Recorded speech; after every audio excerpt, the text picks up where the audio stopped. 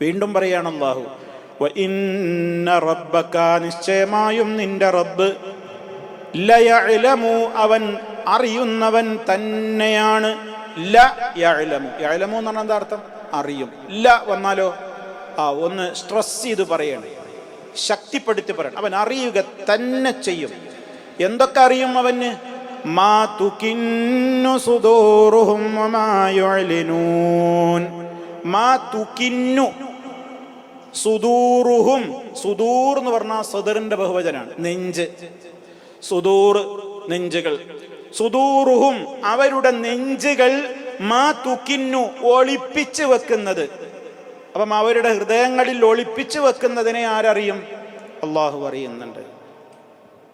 അകന്ന യുകിന്നു, തുകിന്നു സുദൂറുഹും, അവരുടെ ഹൃദയങ്ങൾ ഒളിപ്പിച്ചു വെക്കുന്നതിനെ നിന്റെ രക്ഷിതാവ് നന്നായി അറിയുന്നവൻ തന്നെയാണ്. വമാ യുഅ്ലിനൂൻ, അഅ്ലന, പരസ്യമാക്കി, പരസ്യപ്പെടുത്തി. വമാ യുഅ്ലിനൂന, അപ്പോൾ അവർ രഹസ്യമാക്കി വെക്കുന്നതും പരസ്യമാക്കുന്നതും ഒരുപോലെ അറിയുന്നവനാണ് നിന്റെ രക്ഷിതാവ്. അതും നമുക്ക് വലിയ പാഠമായി നമ്മൾ മനസ്സിലാക്കേണ്ട ഒരു കാര്യമാണ്. എന്തിനാണ് അള്ളാഹു? ഒന്ന്, അള്ളാഹുവിൻ്റെ അപാരമായ അറിവ് നമുക്കതിലൂടെ മനസ്സിലാക്കി തരുന്നു. അള്ളാഹുവിൻ്റെ ഇൽമ് വിശാലമാണ്. എല്ലാത്തിനെ സംബന്ധിച്ചും അവന് മുടിനാരിഴകേറിയ അറിവുണ്ട്. മൊത്തത്തിലുള്ള അറിവല്ല, എല്ലാത്തിനെക്കുറിച്ചും ഓരോ അണുവിലും അവൻ്റെ നോട്ടമുണ്ട്, കേൾവിയുണ്ട്, കാഴ്ചയുണ്ട്, അറിവുണ്ട്. നന്നായിട്ടവൻ അറിയാം. നെഞ്ചകങ്ങളിലുള്ള എല്ലാ രഹസ്യങ്ങളും അവൻ അറിയാം. യഅലമു ഖായിനത്തൽ അഅ്യുനി വമാ തുഖ്ഫിസ് സുദൂർ, കണ്ണുകളുടെ വഞ്ചന നോട്ടങ്ങളെ അവൻ അറിയുന്നു. ഹൃദയങ്ങളിൽ ഒളിപ്പിച്ചു വെക്കുന്നതിനെയും അവൻ അറിയുന്നു. അതൊക്കെ അള്ളാഹുവിനെ സംബന്ധിച്ച് അള്ളാഹു പറയുന്നത് എന്തുകൊണ്ടാണെന്നറിയോ? അത് അള്ളാഹ്ക്ക് മാത്രമേ ഉള്ളൂ. അവന് ഖാസായ, അവൻ്റെ മാത്രം സിഫത്തുകൾ, ഗുണങ്ങളാണതൊക്കെ. അതൊന്നും വേറെ ആർക്കും ഉണ്ടാവില്ല. ഒരാളും നമ്മുടെ ഹൃദയം അറിയൂല, അത് അള്ളാഹു മാത്രമേ അറിയുള്ളൂ. രഹസ്യ പരസ്യങ്ങൾ വ്യത്യാസമില്ലാതെ ഒരുപോലെ അറിയുന്നവനാണവൻ. അത് അള്ളാഹുവിനെ സംബന്ധിച്ച് നമ്മൾ മനസ്സിലാക്കി കഴിഞ്ഞാൽ രണ്ട് കാര്യങ്ങൾ നമുക്ക് ലഭ്യമാകുന്നു. ഒന്ന്, അള്ളാഹുവിൻ്റെ ഇൽമിൻ്റെ വിശാലത നമ്മൾ വിശ്വസിക്കുകയാണ്. രണ്ടാമത്തെ കാര്യം, നമുക്കുണ്ടായിത്തീരുന്ന വേറൊരു നേട്ടം, അത് നമ്മൾ ശരിക്ക് വിശ്വസിച്ച് കഴിഞ്ഞാൽ നമ്മുടെ ഹൃദയം ശുദ്ധിയാക്കാൻ നമ്മൾ ശ്രമിക്കും.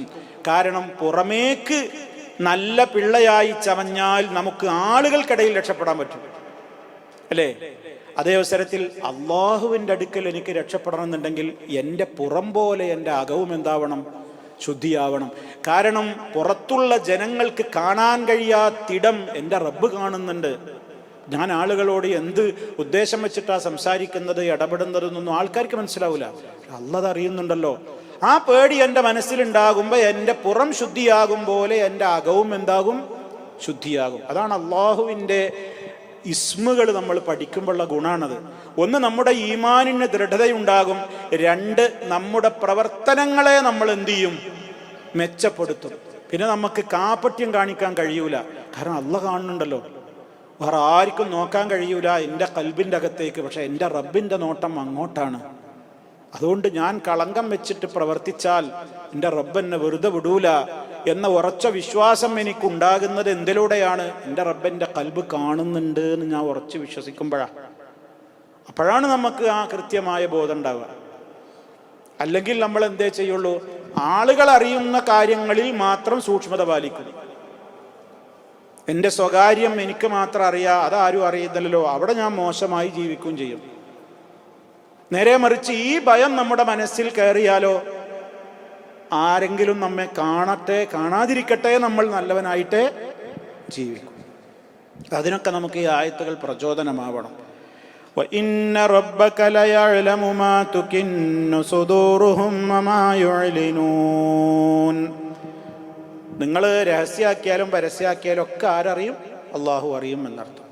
യഅലമു സിർറ വഅഖ്ഫ, സ്വകാര്യവും രഹസ്യാക്കുന്നതും ഒക്കെ അള്ളാഹുവിനറിയാം.